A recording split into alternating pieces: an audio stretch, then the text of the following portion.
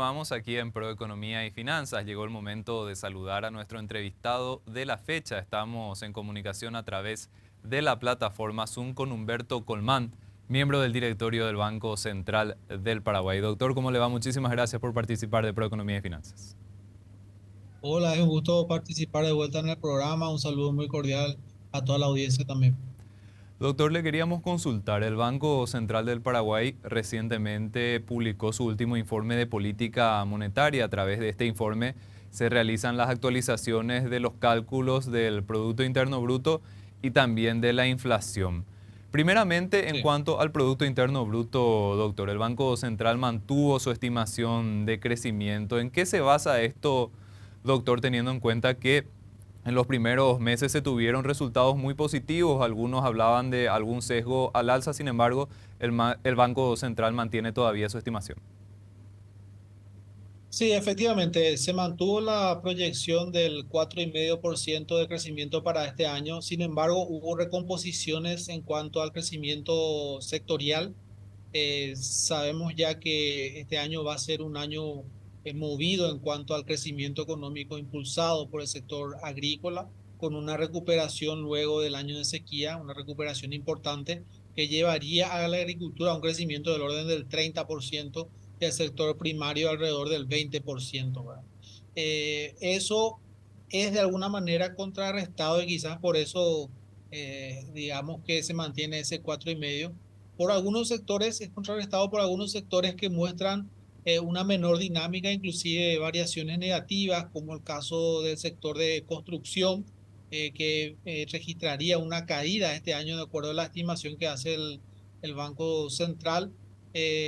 También es la inversión que viene un poco más floja en relación a periodos anteriores, por lo menos en los datos actuales, ¿verdad? También hubo una reducción de la expectativa de crecimiento para el sector ganadero, por ejemplo, y eso tiene que ver con los niveles de faenamiento que están por debajo de lo esperado, digamos. También el sector de comercio, algo menos de actividad. El tema de inversión que te decía antes también tiene que ver con el sector gobierno que está en un proceso de convergencia fiscal, sabemos, lo cual implica que pueda haber menos dinamismo o menos crecimiento de la inversión pública. Eso también tiene su efecto, ¿verdad? Entonces, digamos que hay esa recomposición. Se mantiene el fuerte crecimiento de la agricultura, hay un menor crecimiento esperado en ganadería. eh, el sector industrial también tiene algunos segmentos todavía con bajo crecimiento, y todas estas recomposiciones derivaron finalmente en un crecimiento agregado que se espera del 4,5%. Uno dice, bueno, cuando mira el indicador mensual de actividad económica del IMAEP y ve las tasas de crecimiento que tiene, dice, bueno, debería ser mayor quizás, ¿verdad? Pero hay que recordar que esos son datos todavía al primer semestre. La producción y particularmente la cosecha agrícola se concentra en el primer semestre. Entonces eso se va a ir normalizando, creemos, hacia un 4,5% hacia el fin de año. La construcción también, doctor, está teniendo bastantes problemas. Eso se ve en los datos de proyecciones económicas y se ve también en los datos preliminares que va compartiendo el Banco Central del Paraguay, también en el estimador de cifras de negocios, se ve en los datos del BCP. Es así mismo, y es un poco por lo que te decía, hay un menor dinamismo que tiene que ver con ese proceso de convergencia fiscal. Quizá también es típico de los años electorales, ¿verdad? Donde hay de alguna manera cierta incertidumbre con el cambio de gobierno que algunas veces tiende a retrasar los planes de inversión, los planes de construcción, ¿verdad? Entonces, veremos hacia adelante cómo se comporta el sector construcción. Ujú.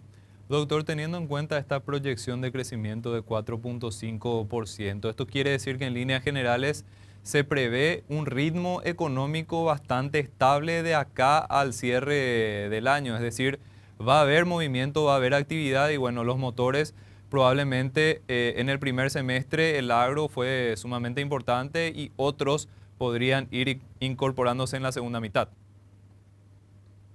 Sí, efectivamente, quizás veamos una mayor actividad en el ámbito comercial, en el ámbito de servicio, así como viene el índice mensual de actividad económica. Si uno mira lo que sería sin agricultura y binacionales, está un poco más débil el crecimiento.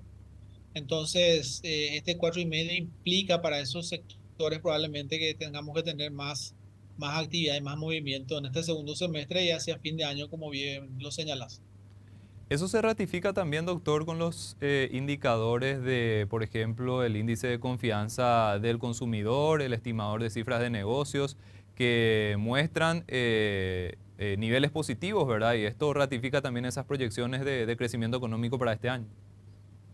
Efectivamente, mira, el índice de confianza al consumidor ha venido mostrando buenos datos en la zona optimista, con lo cual, digamos que, o de alguna manera, eso también tiene que ver con las expectativas. El relevamiento de expectativas que se hace muestra que los agentes esperan este ritmo de crecimiento de 4,5, pero también esperan lo que hablaremos quizás más adelante, esperan una baja de la inflación, ¿verdad?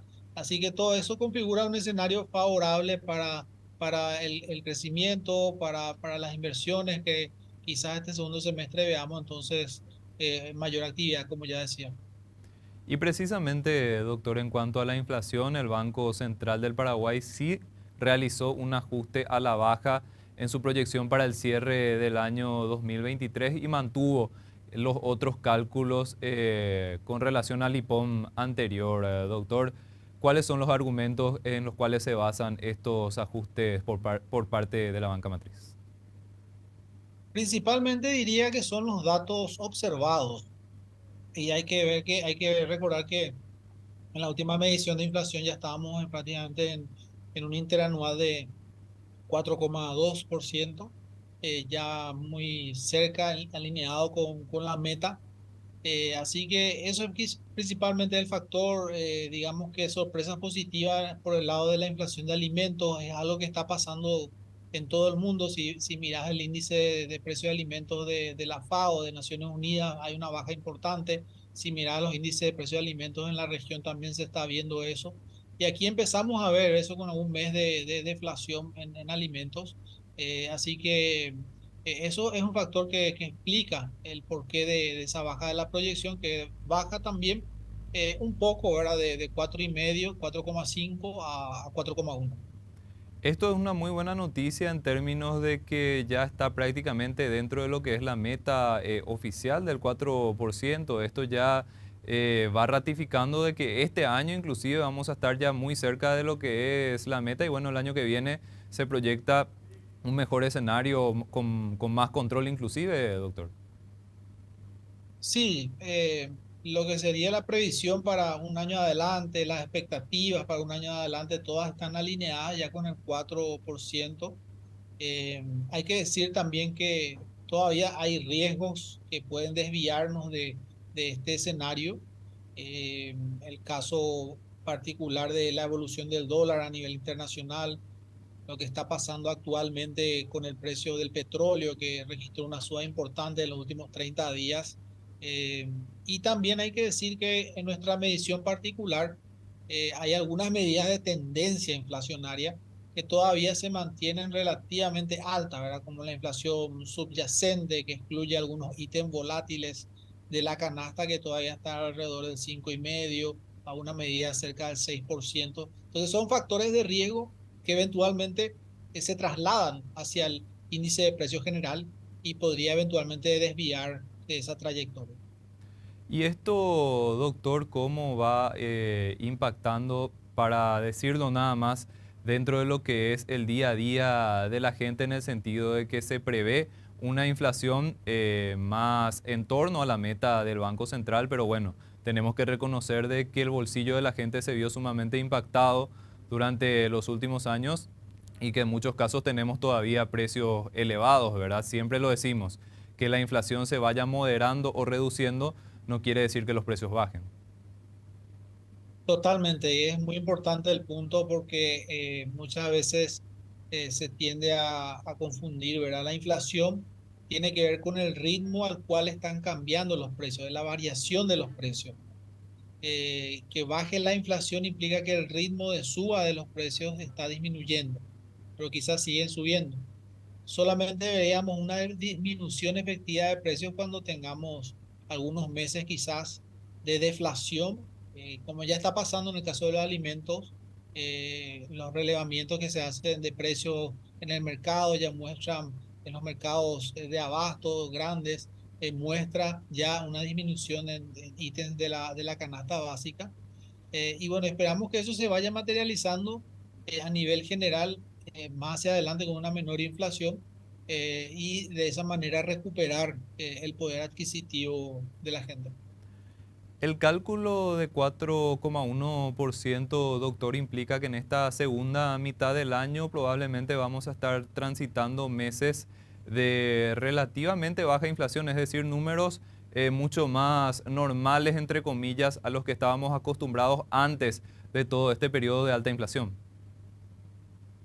Es una buena pregunta esa porque habría que ver, ¿no? Habría que ver porque esta inflación interanual que hoy vemos bastante ya alineada con el 4% de meta del Banco Central, también tiene un efecto base en el sentido de que seguimos comparando con algunos meses del año pasado donde la inflación fue alta, la inflación mensual fue alta, ¿verdad? Entonces eso hay que tomar en cuenta. Ahora va a empezar a pasar lo contrario en los próximos meses, probablemente vamos a empezar a comparar el índice que arroje la medición del IPC en los próximos meses contra meses ya del año pasado en donde en el segundo semestre, el último trimestre, donde la inflación mensual empezó ya a bajar. Entonces, se estima que vamos a terminar en un interanual de más o menos el 4,1%, pero eventualmente puede haber un poquito más de inflación inclusive en algunos meses, ¿verdad? Y la difusión de la inflación, doctor, ¿cómo está? Recuerdo que en meses anteriores se había marcado una suerte de preocupación respecto a esto, teniendo en cuenta que se estaba en niveles por encima de los promedios históricos. ¿Cómo se encuentra esto actualmente? Correcto, esa es una variable muy importante de lo que tiene que ver con la proporción de variaciones positivas. Esto es básicamente, se mira el IPC, el índice de precio al consumidor desagregado por todos sus ítems, y se ve qué cantidad de ítems tienen variaciones positivas en relación a todo el IPC, la cantidad total de productos y servicios considerados en el IPC. Y efectivamente esa proporción de variaciones positivas ha venido bajando, y ya se encuentra inclusive por debajo de los niveles promedio. Así que eso también es un indicador favorable en el sentido de que estamos transitando hacia un escenario efectivamente de menor inflación, como ya lo estamos viendo. Y también, doctor, tengo entendido que si comparamos con los periodos de más alta inflación, cuando los combustibles, energía y alimentos eran los que principalmente explicaban los aumentos de precios, creo que era alrededor del 70% de incidencia en torno a lo que era el crecimiento de costos. Esto también se fue reduciendo y recomponiendo con el paso del tiempo. Actualmente siguen siendo sectores importantes como lo van a hacer siempre, pero bueno, se redujo mucho la incidencia.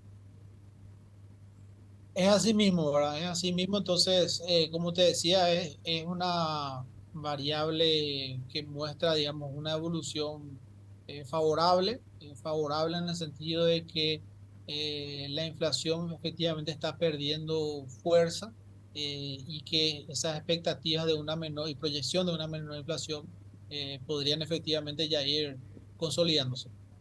Doctor, hacemos una pausa cortita y seguimos conversando.